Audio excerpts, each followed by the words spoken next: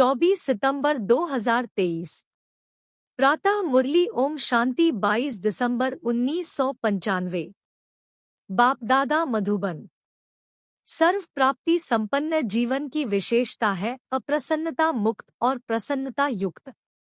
आज प्यार के सागर बाप दादा अपने प्रेम स्वरूप आत्माओं को देख रहे हैं। हर एक के दिल में परमात्म प्यार समाया हुआ है। ये परमात्म प्यार प्राप्त भी एक ही जन्म में होता है। 83 जन्म देव आत्माएं व साधारण आत्माओं द्वारा मिला। सोचो, याद करो, सारे कल्प का चक्कर लगाओ, स्वदर्शन चक्रधारी होना। तो एक सेकंड में सारे कल्प का चक्कर लगाया। 83 जन्मों में परमात्म प्यार मिला था? नहीं मिला।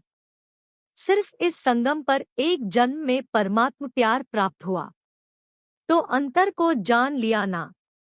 आत्माओं का प्यार और परमात्म प्यार कितना अंतर है। साधारण आत्माओं का प्यार कहाँ ले गया? क्या प्राप्त कराया अनुभव है ना। और परमात्म प्यार कहाँ ले जाता? अपने स्वीट होम और स्वीट राजधानी में। आत्म प्यार राज्य भाग्य गवाता है और परमात्म प्यार राज्य भाग्य दिलाता है, और इसी जन्म में। ऐसे नहीं कि सिर्फ भविष्य के आधार पर चल रहे हो। नहीं, डायरेक्ट परमात्म प्राप्ति तो अब है। वर्तमान के आगे भविष्य भी कुछ नहीं है। आप लोग गीत गाते हो ना कि स्वर्ग में क्या होगा और क्या नहीं होगा। और अभी का गीत क्या है? जो पाना था वो पा लिया। वह पाना है? पा लिया। पांडवों ने पा लिया। गोपियों का तो गायन है ही। इस समय का गायन है कि अप्राप्त नहीं कोई वस्तु ब्राह्मणों के खजाने में। देवताओं के खजाने में नहीं, ब्राह्मणों के खजाने में। तो अभी ब्राह्मण हो ना? तो अनुभव करते हो कि अप्राप्त नहीं कोई वस्तु। और ये प्राप्तियां अविनाशी है, अल्पकाल की नहीं है। तो जिसको सर्व प्राप्तियां है, उसके जीवन में क्या विशेषता होगी? सब प्राप्तियां है, एक भी कम नहीं है, तो उसकी चलन और चेहरे में क्या विशेषता दिखाई देगी? सदा प्रसन्नता। कुछ भी हो जाए लेकिन सर्व प्राप्तिवान अपनी प्रसन्नता छोड़ नहीं सकता। अप्रसन्नता कभी भी होती है तो चेक करो कि अप्राप्ति का अनुभव होता है या सर्व प्राप्तियों का। आज बाप दादा ने बहुत ही सेवा केंद्र और उपसेवा केंद्र देखे। विदेश में नहीं, देश में सेवा केंद्र देखे।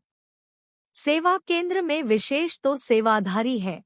तो आज चक्कर लगाते हुए सेवाधारी और सेवा स्थान दोनों देखे। हर एक स्थान में, चाहे छोटे चाहे बड़े, सभी में चेक किया कि सेवाधारी तन से, मन से, धन से और सेवा के संबंध संपर्क से कितने प्रसन्न है।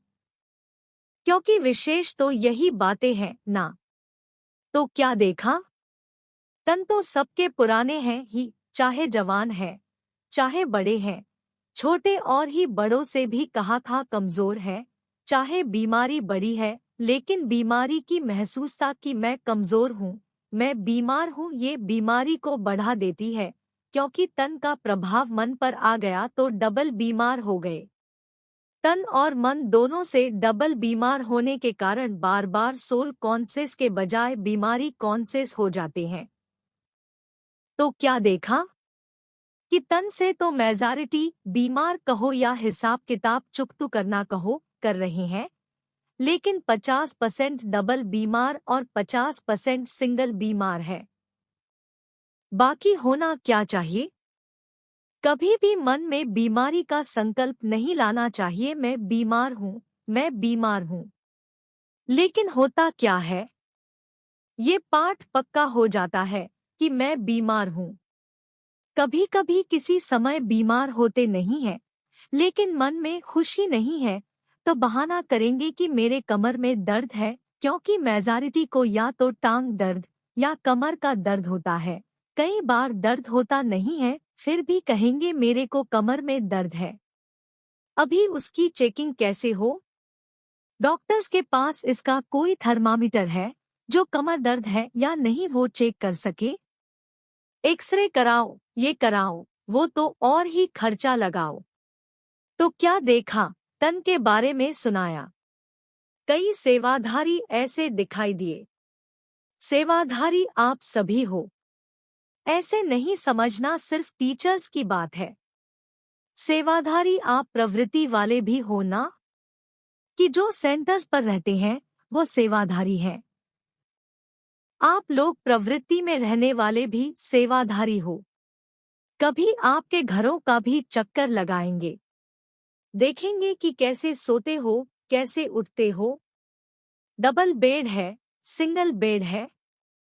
अच्छा, ये तो आज के चक्कर की बात है। आजकल के हिसाब से दवाइयाँ खाना ये बड़ी बात नहीं समझो, क्योंकि कलयुग का वर्तमान समय सबसे शक्तिशाली फ्रूट ये दवाइयाँ है। देखो, कोई रंग बिरंगी तो है ना। कलयुग के लास्ट का यही एक फ्रूट है, तो खा लो प्यार से। दवाई खाना ये बीमारी याद नहीं दिलाता।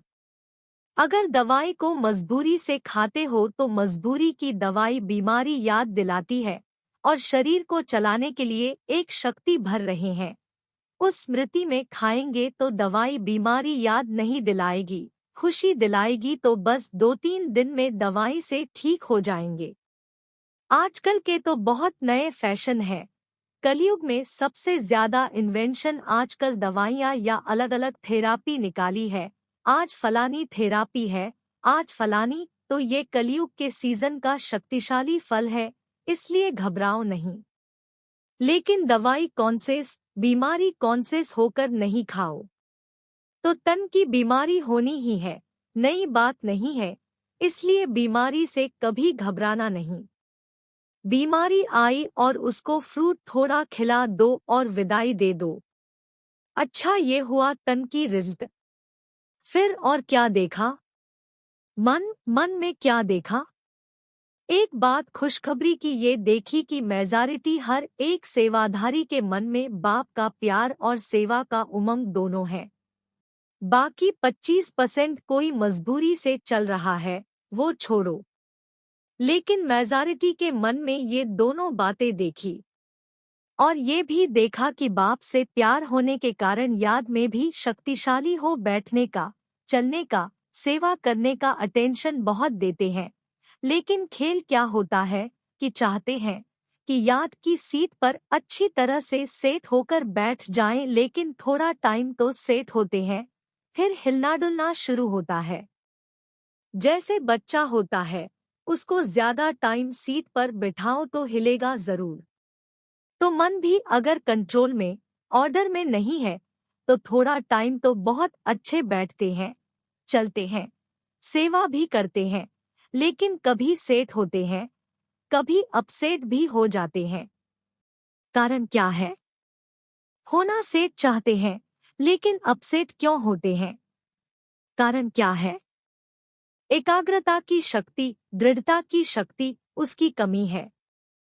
प्लान बहुत अच्छा सोचते हैं, ऐसे बैठेंगे, ये अनुभव करेंगे, फिर ये सेवा करेंगे, फिर ऐसे चलेंगे, लेकिन कर्म करने में या बैठे बैठे भी दृढ़ता की शक्ति कम हो जाती है और बातों में मन बुद्धि बंट जाते हैं।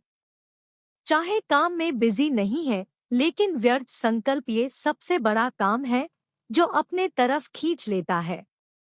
तो स्थूल काम नहीं भी हो, लेकिन दृढ़ता की शक्ति बंटने के कारण मन और बुद्धि सीट पर सेट होने के बजाय हलचल में आ जाते हैं। बाप दादा ने आप सबको जो काम दिया था वो देखा। बाप दादा के पास सब चिट्ठियां पहुंची, लेकिन कई बच्चे बड़े चालाक हैं। चालाकी क्या करते हैं? चिट्ठी लिखते हैं, लेकिन नाम नहीं लिखते।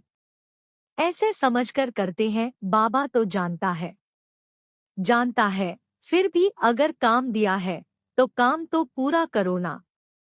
टीचर अगर कहे ये लिख कर आओ और टीचर को कहो कि आप तो जानते हो ना मुझे ये लिखना आता है, तो टीचर मानेगा? तो कई तो नाम ही नहीं लिखते। लेकिन जो भी जिस ग्रुप में काम दिया है, मेजॉरिटी सबकी ये खुशी की बात देखी कि सबने लिखा है कि हम डायमंड जुबली तक करके दिखाएंगे। ये मेजॉरिटी का है। आप सबका भी है। जीवन मुक्त हो जाएंगे। अगर सभी बातों से मुक्त हो गए तो क्या हो जाएंगे? जीवन मुक्त हो जाएंगे ना। तो सभी ने अपनी हिम्मत, उमंग अच्छा दिखाया है। चाहे फॉरेन वालों ने, चाहे भारत वालों ने, उमंग उत्साह सभी का अच्छा है। कोई कोई ने, बहुत थोड़ों ने लिखा है कि हमको टाइम लगेगा। लगने दो उन्हों को। आप लोग तो जीवन मुक्त हो जाओ। तो रिजल्ट में देखा कि सभी को उमंग है कि डायमंड जुबली में कुछ करके दिखाएं।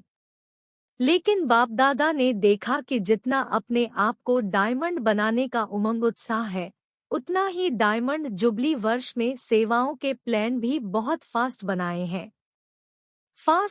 हैं। इसमें बाप दादा खुश है, लेकिन ऐसा नहीं कहना कि बहुत सेवा का बोझ था ना, इसीलिए थोड़ा नीचे ऊपर हो गया। ये बाप दादा नहीं चाहते। सेवा जो स्वयं को व दूसरे को डिस्टर्ब करे वो सेवा नहीं है, स्वार्थ है। और निमित्त कोई न कोई स्वार्थ ही होता है, इसलिए नीचे ऊपर होते हैं। चाहे अपना, चाहे दूसरे का स्वार्थ जब पूरा नहीं होता है, तब सेवा में डिस्टरबेंस होती है। इसलिए स्वार्थ से न्यारे और सर्फ के संबंध में प्यारे बनकर सेवा करो। तब जो संकल्प किया है व लक्ष्य रखा है कि डायमंड जुबली में डायमंड जुबली मनाएंगे, वह पूरा हो सकेगा। आधा नहीं याद करना। कई ऐसे जवाब देते हैं, कहते हैं डायमंड जुबली तो मनाने की थी तो मनाया, उसमें बिजी हो गए। लेकिन बाप दादा के दोनों शब्द याद रखना। आधा नहीं। डायमंड जुबली मनानी है। सिर्फ मनानी है नहीं, बनकर मनानी है। तो मतलब का अर्थ नहीं लेना मना लिया ना, लेकिन बनकर मनाया। बनकर के मनाना ये है डायमंड जुबली का लक्ष्य। तो आधा लक्ष्य नहीं पूरा करना। डबल है बनना और मनाना। सिर्फ बनना नहीं, सिर्फ मनाना नहीं, दोनों साथ साथ हो। और आप सबको मालूम है कि जब आप डायमंड जुबली के व डायमंड बनने के प्लान बना रहे हो तो आप सबसे पहले माया भी अपना प्लान बना रही है। इसलिए ये नहीं कहना क्या करे बाबा, हिम्मत कम हो गई, माया बहुत तेज है, माया को अपने पास रखो। राज्य आप करेंगे और माया को बाबा संभालेंगे। राज्य तो आपको करना है ना। माया जी जगत जीत बनता है, तो माया को जीतने के बिना जगत जीत कैसे बनेंगे? इसीलिए चारों ओर अटेंशन प्लीज। समझा? अच्छा। चक्कर का आधा सुनाया, आधा फिर सुनाएंगे। सेंटर कोई कोई तो बहुत अच्छे सजेस जाए और कोई सिंपल तो कोई बहुत रॉयल, कोई बीच के भी थे। ज्यादा है जो समझते हैं कि रॉयल लगे कोई वीआईपी आवे तो उसको लगे कि सेंटर अच्छा है। लेकिन अपना, ब्राह्मणों का आदि से अब तक का नियम है कि न बिल्कुल सादा हो, न बहुत रॉयल हो, बीच का होना चाहिए। ब्राह्मा ने तो बहुत साधारण देखा और रहा। लेकिन अभी साधन है, साधन देने वाले भी है। फिर भी कोई भी कार्य करो तो बीच का करो। ऐसा भी कोई न कहे कि यह क्या लगा दिया है पता नहीं, और न कोई कहे कि ये तो अभी राजाई ठाठ हो गया है। तो आज का पाठ क्या है? मुक्त तो सबसे हो गए ना। सबसे मुक्त होने की प्रतिज्ञा हो गई है ना। पक्की है या घर जाएंगे तो कहेंगे कि मुश्किल है। पक्का रहना। माया को डायमंड जुबली में मजा चखाकर दिखाओ। मास्टर सर्वशक्तिमान हो, कम तो नहीं हो। अच्छा, डबल फॉरेनर्स भी बहुत आए हैं।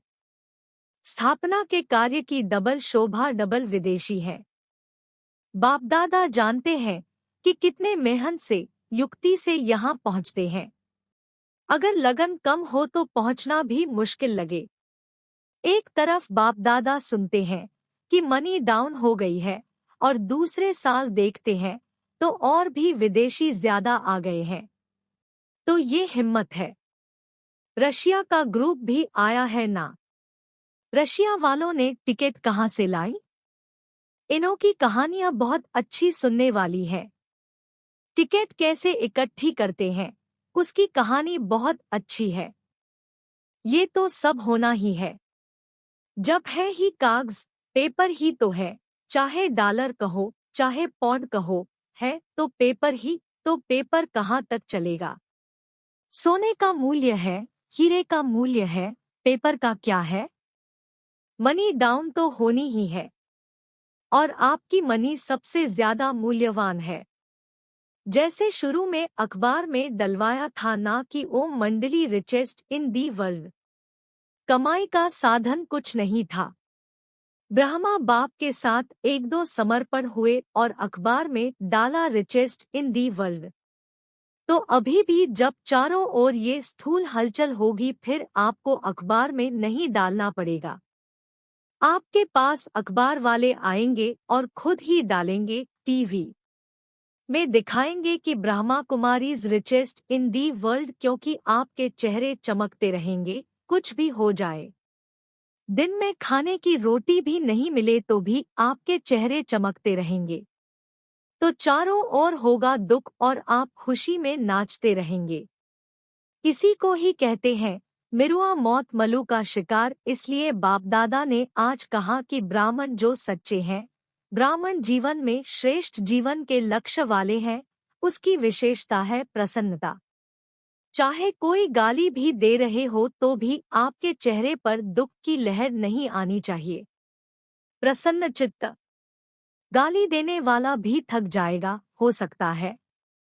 यह नहीं कि उसने 1 घंटा बोला, मैंने सिर्फ 1 सेकंड बोला। सेकंड भी बोला या सोचा, शक्ल पर अप्रसन्नता आई तो फेल हो गए।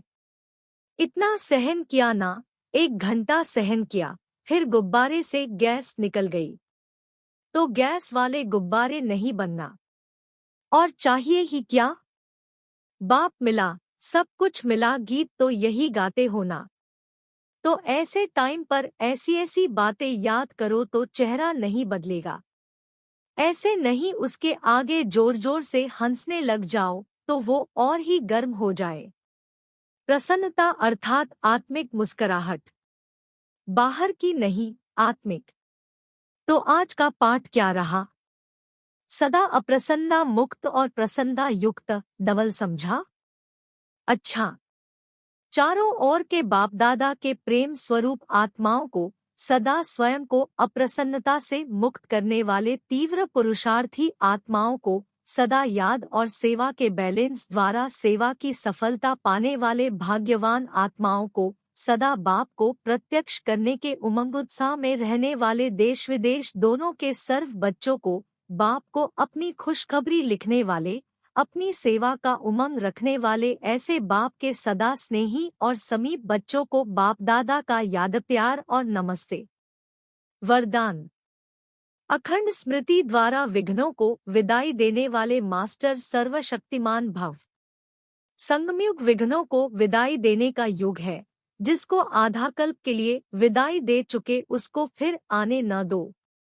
सदा याद रखो हम विजय रत्न हैं, मास्टर सर्वशक्तिमान है। यह स्मृति अखंड रहे तो शक्तिशाली आत्मा के सामने माया का विघ्न आ नहीं सकता। विघ्न आया फिर मिटाया तो अखंड अटल नहीं कहेंगे, इसलिए सदा शब्द पर अटेंशन दो। सदा याद में रहने से सदा निर्विघ्न रहेंगे और विजय का नगारा बजता रहेगा। स्लोगन। ईश्वरीय सेवा में खुद को ऑफर करना ही बाप दादा की आफरीन लेना है। कृपया आज की बोली पर लाइक, कमेंट और चैनल को सब्सक्राइब जरूर करें।